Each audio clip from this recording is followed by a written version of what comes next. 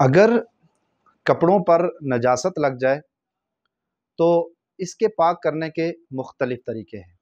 ایک تو یہ ہے کہ جس جگہ نجاست لگی ہے اسی جگہ کو پکڑ کر وہاں سے دھو دیا جائے، ایک مرتبہ اس میں پانی بہا کر اس کو اچھے طریقے سے نچوڑ لیا جائے، پھر دوسری مرتبہ پانی ڈال کر پھر نچوڑ دیا جائے، پھر تیسری مرتبہ پانی ڈال کر اچھے طریقے سے نچوڑ دیا جائے تو وہ پاک ہو جائے گا۔ بعض لوگ سمجھتے ہیں کہ میرے کپڑے اور جسم پر کسی جگہ پر نجاست لگی، اب جب تک میں کپڑے پورے کے پورے نہیں دھوؤں گا یا میں غسل نہیں کر لوں گا اس وقت تک میرا جسم یا کپڑے پاک نہیں ہوں گے، تو یہ غلط ہے۔ اب اگر اس صورت میں اس نے نمازیں چھوڑ دی تو نماز چھوڑنے کا گناہ بھی اس کے ذمہ آئے گا۔ اور اگر کپڑے پورے ناپاک ہیں یا اکثر ناپاک ہیں، ان کو دھونا ہے، تو اب ان کے پاک کرنے کے دو طریقے ہیں، ان میں سے کوئی بھی ایک طریقہ اختیار کیا جائے تو کپڑے پاک ہو سکتے ہیں۔ نمبر ایک کہ ان کپڑوں کو 3 مرتبہ الگ الگ پاک پانی میں دھو کر نچوڑا جائے، ہر مرتبہ اتنا نچوڑا جائے کہ اب مزید نچوڑنے سے اس میں سے قطرے نہ بہیں، تو تیسری مرتبہ جب دھو کر نچوڑ لیں گے تو کپڑے پاک ہو جائیں گے۔ اور دوسرا طریقہ یہ ہے کہ بہتے پانی میں یا کثیر پانی میں جو دا سے زیادہ ہو اس کے اندر ان کو رکھ دیا جائے، اب وہ پانی ان کی نجاست کو بہا کر لے جائے اور غالب گمان ہو جائے کہ ان کی نجاست ختم ہو چکی ہوگی تو تب بھی کپڑے پاک ہو جائیں گے۔ اس کا ایک آسان طریقہ یہ بھی ہے کہ ناپاک کپڑے کسی بالٹی یا ٹب وغیرہ میں ڈال دیے جائیں، پانی اوپر سے ڈالا جائے اور پانی اس مقدار اتنا ڈالا جائے کہ وہ کپڑے پورے کے پورے پانی میں بھیگ جائیں، اور اس کے بعد پاک پانی اوپر سے پڑ رہا ہو اور وہ ٹب یا بالٹی بھرنے کے بعد اوپر سے اس کے پانی بہنا شروع ہو جائے اور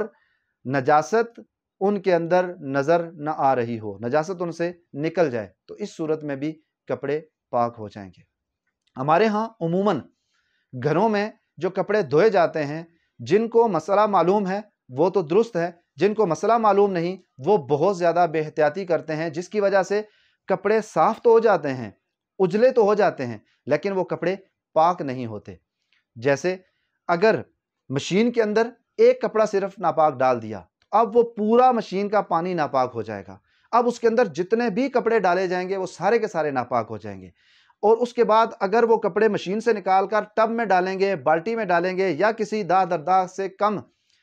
برتن میں ڈالیں گے تو اب وہ سارے کا سارا پانی ناپاک ہو جائے گا۔ جو ہی پہلا کپڑا اس میں پڑے گا وہ سارا پانی ناپاک ہو جائے گا۔ اب اس پانی میں جتنے بھی کپڑے دھلیں گے وہ اگر پہلے پاک بھی ہوئے تو اس پانی میں پڑنے کی وجہ سے ناپاک ہو جائیں گے۔ اور عموماً ہمارے گھروں میں اسی طریقے سے کپڑے دھوئے جاتے ہیں، تو جب بھی ناپاک پانی میں یا پانی کے اندر ناپاک کپڑا ڈال دیا تو وہ پانی بھی ناپاک ہو جائے گا اور اس پانی کی وجہ سے سارے کپڑے بھی ناپاک ہو جائیں گے۔ تو ان کو پاک کرنے کا ایک تو یہ ہے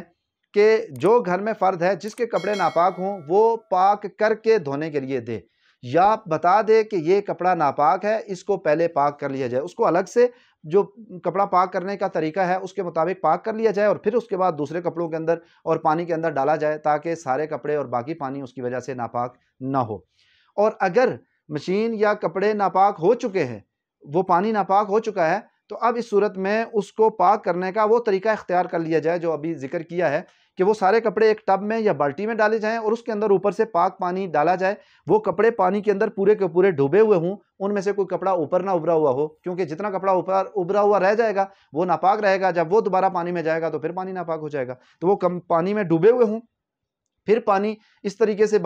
ڈالا جائے کہ وہ پانی ٹب بھر کر اوپر سے بہنا شروع ہو جائے، بالٹی بھر کر اوپر سے بہنا شروع ہو جائے، تو اب اس بالٹی کے اندر جس سطح تک پانی ہے وہ سارا پانی بھی پاک ہو جائے گا، وہ کپڑے اس کے اندر جو ہیں وہ بھی پاک ہو جائیں گے، اور اگر بندے کا ہاتھ وغیرہ اس کے اندر ہے تو وہ بھی پاک ہو جائے گا۔ اب اس صورت میں جو ہے وہ کپڑے قابل استعمال ہوں گے، ان کو پہن کر نماز وغیرہ پڑھ سکتے ہیں اور جو عبادات کپڑوں کے پاک ہونے کے ساتھ ضروری ہیں وہ کر سکتے ہیں، ورنہ کپڑے اجلے تو ہو جائیں گے، صاف تو ہو جائیں گے لیکن پاک نہیں ہوں گے۔ اللہ تعالی ہم سب کو عمل کی توفیق نصیب فرمائے۔